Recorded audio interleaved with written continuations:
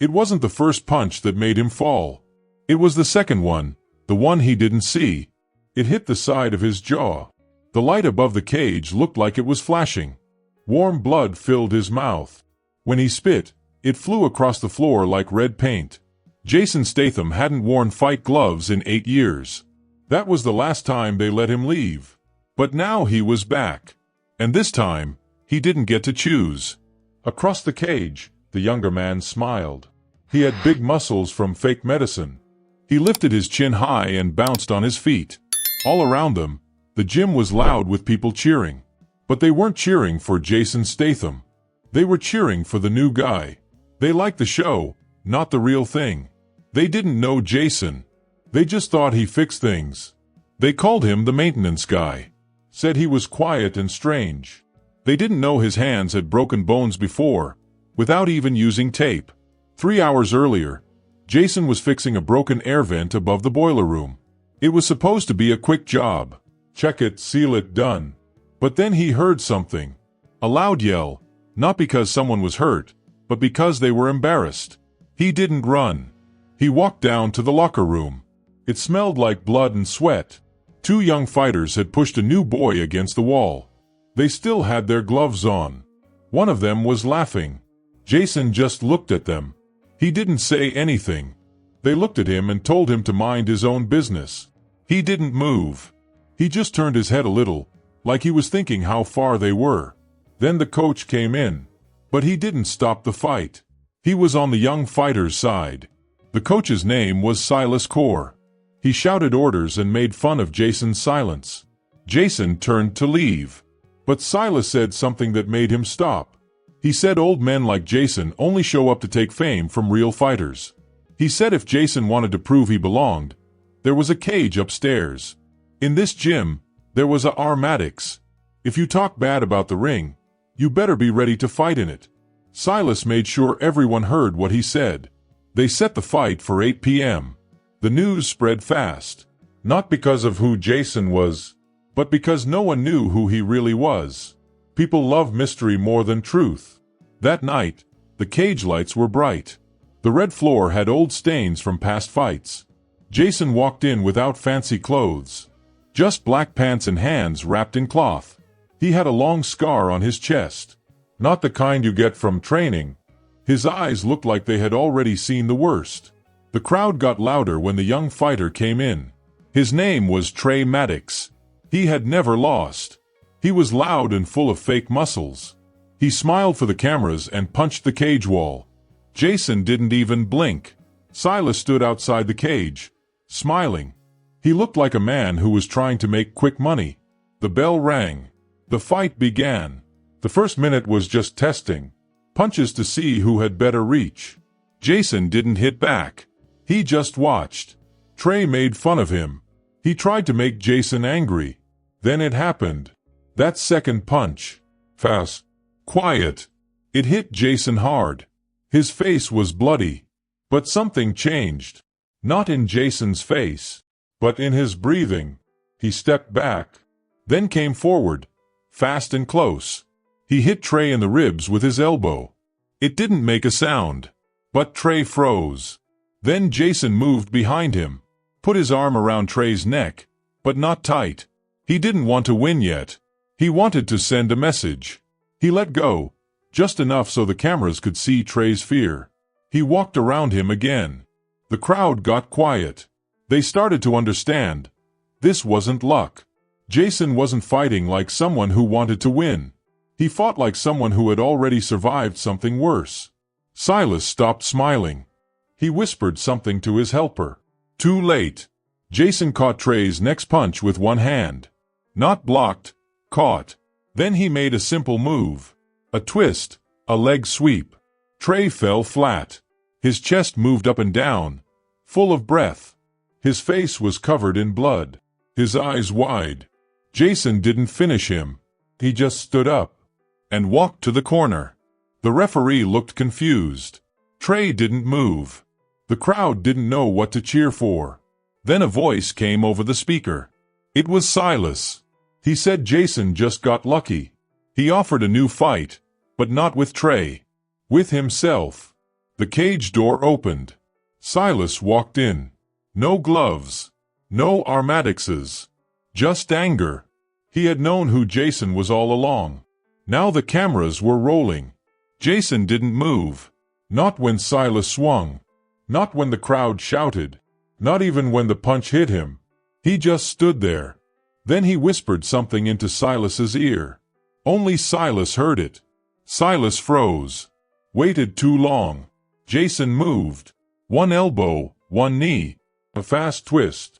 Silas dropped to the ground. Jason walked out of the cage, while people ran in to help. He didn't stay for questions. He picked up his bag and walked down the stairs, past the locker room, past the broken vent, and into the night. He had work the next morning. By morning, the video was all over the internet. Not just fight fans saw it, but people from Jason's past. People with secret jobs. People who hadn't said his name in years. In the gym's front room, some people still didn't believe it. They said it was fake. They said Trey lost on purpose. But none of them went upstairs to the ring. It still had blood on the floor. And nobody wanted to stand on that part of history. At 7:04 a.m., Jason started work. By 7:11, he was back in the boiler room. No one talked to him. They just moved out of his way. Even Silas's helper, the one who always gave Jason boring jobs and mean looks, he stepped aside. When Jason walked by holding a wrench, the scar on Jason's chest showed through his sweaty shirt. No one asked how he got it. They were too scared of the answer. Silas never came back. Not to fight. Not to explain. Some people said he left town. Others said he was in trouble. One man said 2 men in black suits picked him up near the bridge at dawn. No one really cared, because Jason was still here. And his silence said more than any headline. At noon, a black car pulled into the alley behind the gym. It had no license plate. Jason didn't have to look. He knew what it meant. He wiped his hands on a towel and walked outside. 2 men waited. They wore black jackets. They didn't look like police. But they weren't just regular people either. One of them handed Jason a small card. There were no words on it. Just a symbol. Jason looked down at the thing, then gave it back, turned around, and walked away. The others didn't follow him. They didn't need to. Inside the gym, the loud mess was finally getting quieter. And that's when something new started. A new trainer came in. His name was Dane Vexler. He talked fancy, had a shiny smile, and looked like a boss. He said he came to help fix the gym. But Jason didn't believe him. He saw how Dane stood, how he looked around, and how his right hand always stayed close to his side, like he used to carry a hidden gun. Dane wasn't here to help. He was here to spy. That night, Jason stayed at the gym after it closed. He acted like he was fixing the broken air machine, but really, he was watching Dane. Dane didn't help any fighters. He just had meetings, took notes, and asked too many questions. He asked about the old fighters, a lot about Silas, and a lot about Jason. Jason left through the side door. He didn't walk straight home. He took a longer way and stayed away from the usual streets. He knew how to stay safe. And yes, he saw it. The same matte black car parked near the corner store. The engine was off. The windows were open just a little. It was waiting. But Jason didn't stop or look. He just kept walking. The world around him felt like it was changing. 3 days later, the gym said there was going to be a special event, fight night. It was invite only, and the money would help kids. There were posters with Trey's face on them, the same Trey who hadn't answered his phone in 3 days. Jason didn't say anything, but he looked at the list of fighters. His name wasn't there. He understood the message. They didn't want a rematch. They wanted a show, a trap. The night of the fight came fast. The parking lot was full. There were real cameras this time, with people filming, ring girls, sponsors, everything big and shiny. The small dirty gym now looked like a huge TV event. But no one saw the truth. This wasn't for fun. It was a setup. Jason waited alone in the boiler room. He didn't get ready. He didn't wrap his hands. He just leaned against an old metal wall and listened to the crowd through the vents. Then someone came in. It was Dane. He didn't smile. He was wearing gloves, not fighting gloves, but rubber ones. In his hand was a sealed envelope.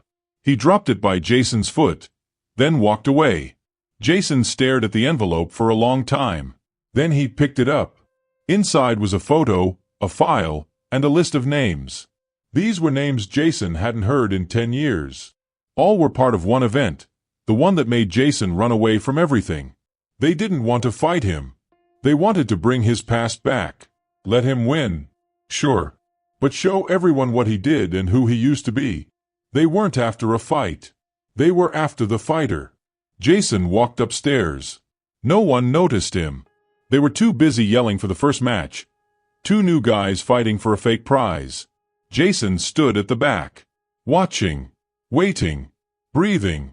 Then he heard Dane speak into the microphone. He introduced a special guest, a legend from the underground fight world. They showed Jason's face on a big screen. But it wasn't how he looked now. It was from 9 years ago, his head shaved, arms bloody, smiling like a wild man after a huge win. The crowd gasped.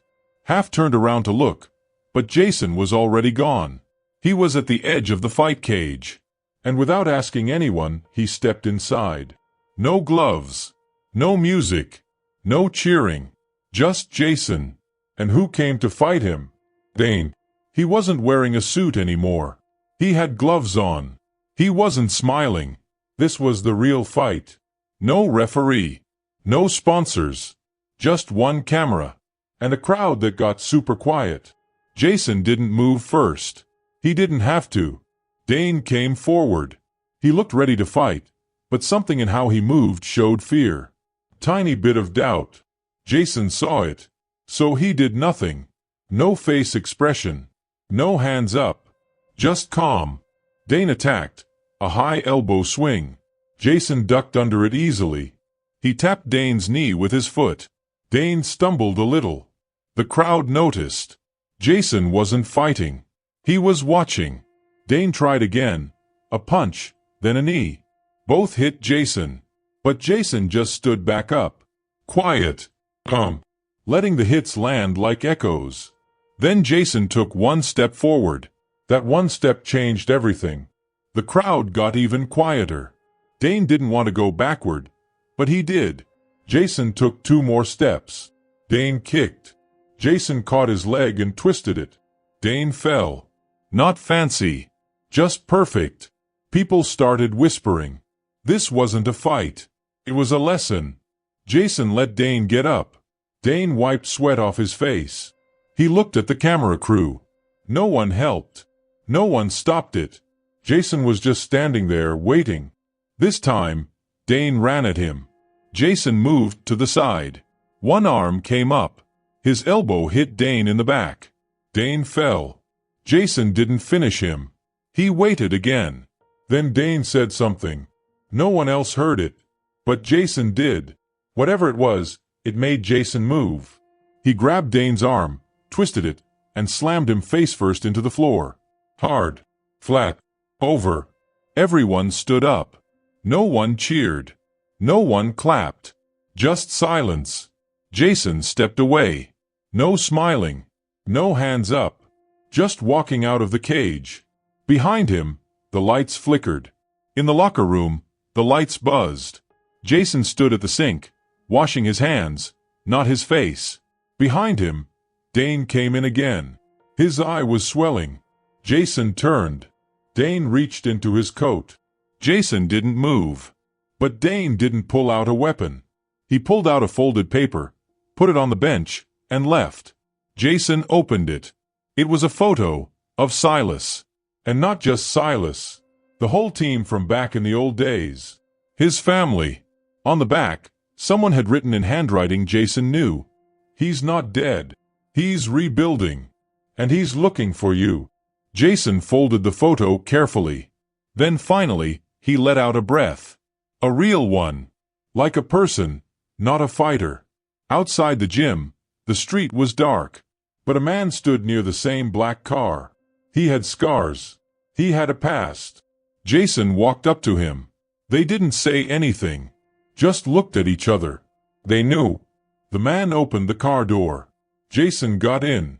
The car drove away. An hour later, people were still talking outside the gym. Some thought the fight was fake. Some said it was payback. Some said it was a message. But only Dane knew the truth. The man they brought back, Jason Statham, couldn't be hidden again. Far away, in a dark room, Silas watched the fight video over and over. He didn't blink. He didn't speak. He just leaned back in his chair and whispered one name to the ceiling. Because the game had started again. And Jason Statham was not finished.